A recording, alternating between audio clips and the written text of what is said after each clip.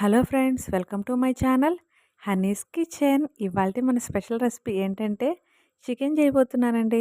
Weekend కదండి, పిల్లలు అందరూ ఇంట్లో ఉన్నారు కాబట్టి చికెన్ చేస్తున్నాను. ఇది చాలా సింపుల్ అండ్ ఈజీగా చేసేసుకోవచ్చు అండి. దీని టేస్ట్ కూడా చాలా బాగుంటుంది.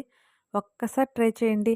ఈ చికెన్ మీకు ఆల్ టైమ్ ఫేవరెట్ అయిపోతుందండి. అంత టేస్టీగా ఉంటుంది.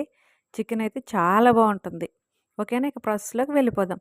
ఇప్పుడు ముందుగా 1 కిలో వరకు చికెన్ తీసుకొని దీన్ని శుభ్రంగా వాష్ చేసుకొని దీంట్లో 2 స్పూన్ల వరకు సాల్టు, అలాగే 1 స్పూన్ పసుపు, ఇంకా 2 పెద్ద టేబుల్ స్పూన్ల వరకు కారం వేసుకోండి. నాకైతే ఇది సరిపోతుంది. మీరు మీ స్పైసీని బట్టి వేసుకోవచ్చు. ఇప్పుడు దీన్నంతా మనం ఒకసారి బాగా కలుపుకోవాలి, మ్యాగ్నేట్ చేసుకోవాలండి. ముందు ఈ ఉప్పు, పసుపు, కారం అనేది చికెన్కి బాగా పట్టాలి. ఇప్పుడు ఇదంతా కలుపుకున్న తర్వాత ఫ్రెష్గా అప్పటికప్పుడు నూరు వేసుకున్న అల్లం వెల్లుల్లి పేస్ట్ కూడా 2 స్పూన్లు వేసుకోండి.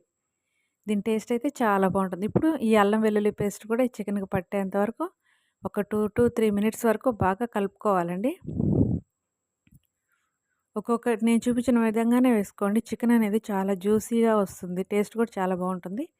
ఇప్పుడు 2 టేబుల్ స్పూన్ల వరకు ధనియాల పౌడర్ వేసుకున్నానండి. అలాగే ఒక హాఫ్ స్పూను జీరా పౌడరు, అలాగే 1 స్పూను చికెన్ పౌడరు, ఇంకా హాఫ్ స్పూన్ వరకు గరం మసాలా. ఇవన్నీ వేసుకొని మళ్ళీ చికెన్ అనేది మొత్తం అంతా ఒకసారి బాగా కలుపుకోవాలి. మసాలాలు అనేవి చికెన్కి పట్టేంత వరకు కలుపుకోవాలండి.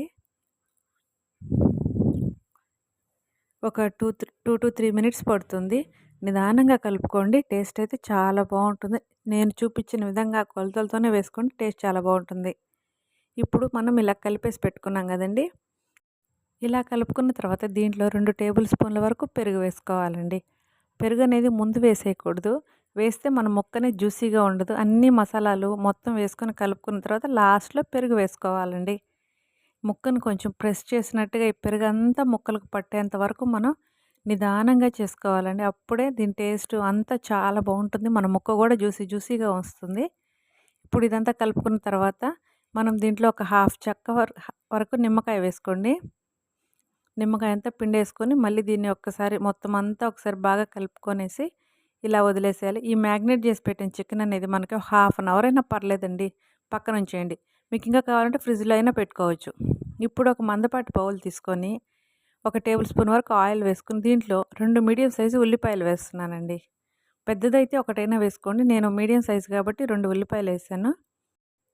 ఈ ఉల్లిపాయలు అనేవి మనం బాగా ఫ్రై చేసుకోవాలండి. ఈ ఉల్లిపాయలు ఫ్రై అయ్యేందులోనే మన కూర ఫ్లేవర్ అలాగే టేస్ట్ అనేది కూడా ఉంటుంది.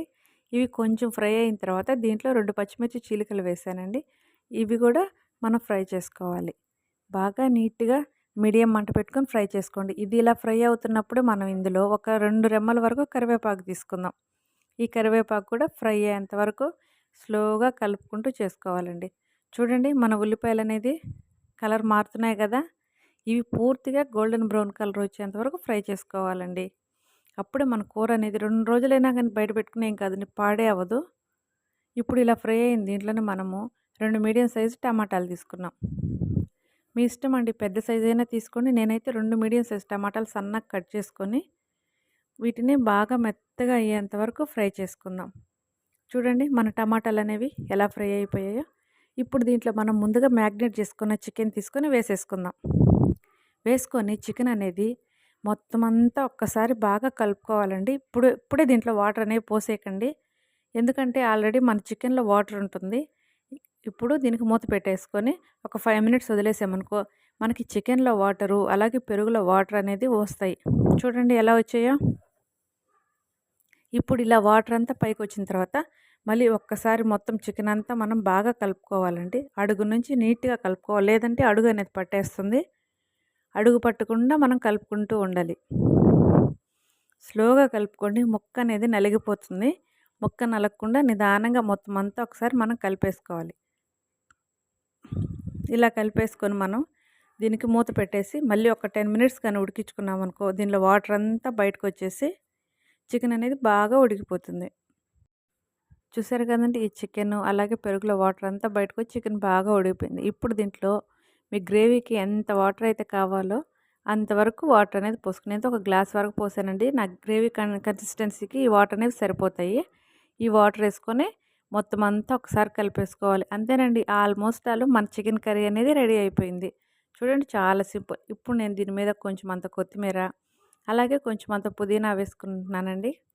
వేసుకొని దీన్ని మూత పెట్టేసుకొని జస్ట్ ఒక 5 మినిట్స్ అండి అలా ఉడికితే మన చికెన్ కర్రీ అనేది రెడీ అయిపోతుంది. అంతే చూడండి.